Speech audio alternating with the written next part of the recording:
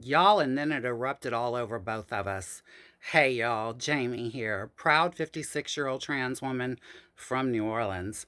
So, where last I left off, y'all, I was in a fucking casket. On stage, it was Halloween, and I was also fighting a major breast infection. But what was I doing while should have been at home trying to heal? Nah, I was doing a drag show at the bar at Le Roundup at 819 St. Louis Street in the French Quarter. This was 1998, y'all. Halloween. I get up there. I had been lent a real casket to do Elvira. It was Elvira, Mistress of the Dark monster rap. Okay. And so I'm up there to do monster rap. I go into this casket and they closed me most of the way in it. I'm holding the casket about 2 inches from being closed totally. Okay. Nervous wreck. It's a mind fuck because I have a major breast infection raging in my system. Really bad. Like, really bad, y'all. And I was scared. Like, I was scared. My health was in very dire straits at that particular point in time. And being in a casket was a head trip. It just was a real head trip.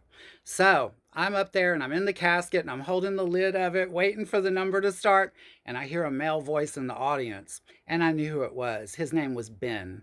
And he was my friend Deanna's husband. Okay. And what did Ben start yelling? Close it up, lock it, nail it shut, nail it shut. Y'all, I was so fucking pissed. I was so pissed at this boy. Listen, he was cute and all that, all right? He was hot. He was what we would call hot trade. Girl, he was not worth all that, though. He was not worth it to be trying me like that while I'm on stage in the fucking casket yelling to nail it shut. My nerves were already wrecked. I did not need him adding to it, you know? So, anyway, I went on. I did my number, okay? And y'all, during these days while I'm working at the bar, I am working at Le Roundup, and like every 20 minutes or so, the pain would get so bad in my right breast. The pain would become unbearable. And I would end up having to go to the restroom. I would tell the other bartender, hold it down for me. And I would go to the restroom. And while I was in the restroom, I would press on the top of my breast to express it. And the infection would pour out of my nipple, just pour out. And yes, that's gross. And I'm so sorry, y'all. I will quit talking about how gross it is in the near future. I promise I'm trying to get there. It's just a terrible story. It's a horrible story, and I was suffering so badly. It literally felt like somebody was twisting a hot ice pick in the side of my breast all the time. Okay. And it was so painful. It was so painful. And it was really hard to take. It just was. And, I'm working through it all and I'm doing my best and I'm hanging in there and I'm seeing this plastic surgeon like every week. I'm seeing him at this point and I'm taking antibiotics. I gotten the breast implants done on September 2nd in Mexico. Okay, September 2nd, 1998, those breast implants were put in my chest. Okay, now we're in fucking November. We're going into November and I'm still dealing with a breast infection and I'm still on antibiotics. It's not good for you to stay on antibiotics for months. That's not what their intention is. So, yeah, this keeps going on. And the surgeon is like, Jamie, we're trying to do what we can do here. And then it stopped. It really did. It stopped for about 3 or 4 days. And the surgeon had told me that he had done something. I forget exactly what he did, but he said, if this works and if it doesn't reopen, it was the incision he was worried about. He said, if it does not reopen, he had put a drain tube in it and then he had taken the drain tube out, is what this was, is what he had done. And when he took the drain tube out, he was like, okay, we're going to see if this closes up good on its own. And if it does and this stops, then, you should be in the clear. And I was like, okay, good, good, good, good, good. And a few days go by and nothing's happening, and the antibiotics felt like they were kind of working. Like I wasn't really in pain, but I was taking painkillers, there was that. So I was taking painkillers, y'all. Then the day comes that I go into the doctor's office, and this was like middle of November, about the middle of November.